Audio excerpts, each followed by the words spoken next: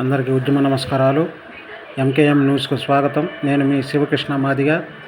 నెల్లూరు జిల్లా కావలిలో doctor BR Ambedkar గారి 135వ జయంతి సందర్భంగా ఎంఆర్పిఎస్, ఎంఎస్పి, ఎంఈఎఫ్ నాయకుల ఆధ్వర్యంలో ఘనంగా నివాళులు అర్పించడం జరిగింది. ఈ సందర్భంగా వారు మాట్లాడుతూ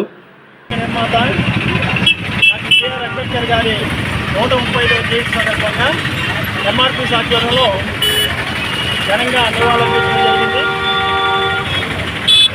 అందరూ రాజ్యాంగాన్ని నిర్మించి అందరూ సమానంగా బ్రతకండి, వచ్చిన అవకాశాలన్నీ అందరూ సమానంగా తీసుకోండి అనే ఒక నినాదంతో అంబేద్కర్ గారు పోరాడారు. అలాగే రాజ్యాంగంలో కూడా పొందుపరిచాడు. అయితే ఆ హక్కుల కాడికి వచ్చేసరికి అగ్రవర్ణాలు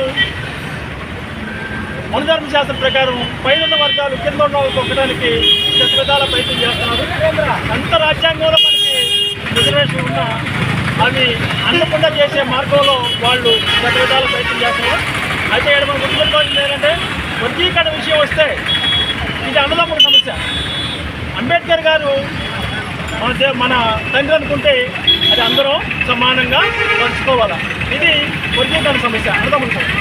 కానీ ఇప్పుడు క్రైస్తవుల్ని అంటే మాలామాదిగా క్రైస్తవుల్ని ఎస్సీలో చేర్చడానికి లేదు, ఎస్సీలకు వచ్చే వర్తించే రావద్దు అంటున్నారు. ఇది అందరి సమస్య, వాళ్ళ సమస్య, మాది సమస్య. రెడ్డి తీసుకున్న రెడ్డిగానే ఉంటాడు, బ్రాహ్మణులు క్రైస్తవత్వం తీసుకున్న బ్రాహ్మణిగానే ఉంటాడు, బీసీలు క్రైస్తవత్వం తీసుకున్న బీసీగానే ఉంటాడు. కానీ మాలామాదిగా మాత్రం క్రైస్తవత్వం తీసుకుంటే అది వర్తించదు, ఎస్సీ రిజర్వేషన్ అనే రకంగా ఈ మధ్య సుప్రీంకోర్టు తీర్చింది. ఆ తీర్పును మేము ఖండిస్తున్నాం. సోదరులు కూడా గుర్తుపెట్టుకోవాల్సింది ఏంటంటే, ఇది మనందరి సమస్య.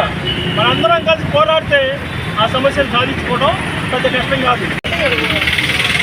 అందరికీ కూడా దీన్ని పంచితే వాళ్ళందరూ కూడా బాగుంటారన్న ఉద్దేశంతో ఆయన మరి ఎస్సీ రిజర్వేషన్ని మనకి కల్పించారు. ఆ రిజర్వేషన్ వలన ఈరోజు ఎస్సీ, ఎస్టీ, బీసీ, మైనార్టీగా ఉన్నటువంటి ప్రతి ఒక్కరు కూడా అన్ని రంగాల్లోనూ వారు మరి ఉద్యోగాల్లో మరి వారు ఉన్నత స్థాయిలోకి వెళ్తున్నారంటే అది ఎస్సీ రిజర్వేషన్ వల్లనే అందరూ కూడా నేను తెలియజేస్తున్నాను. మహిళలకి ముఖ్యంగా ఓటు హక్కుని, మరి ఇంట్లో ఉన్నటువంటి మగవాళ్ళతో పాటు ఆడవారికి కూడా, మహిళలకు కూడా సమానత్వంతో పాటు అన్ని వాటిల్లోనూ వాటా వారికి ఉండాలని, ప్రథమంగా మహిళలకి ప్రాధాన్యత ఇవ్వాలనేసి మరి అంబేద్కర్ గారు మాకు హక్కుల్ని కల్పించడం జరిగింది.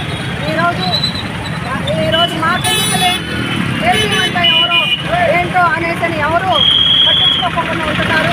కానీ ఒకటి గుర్తు చేస్తున్నాను, ఎస్సీ రిజర్వేషన్ అనేది అంబేద్కర్ గారు తీసుకొచ్చారు.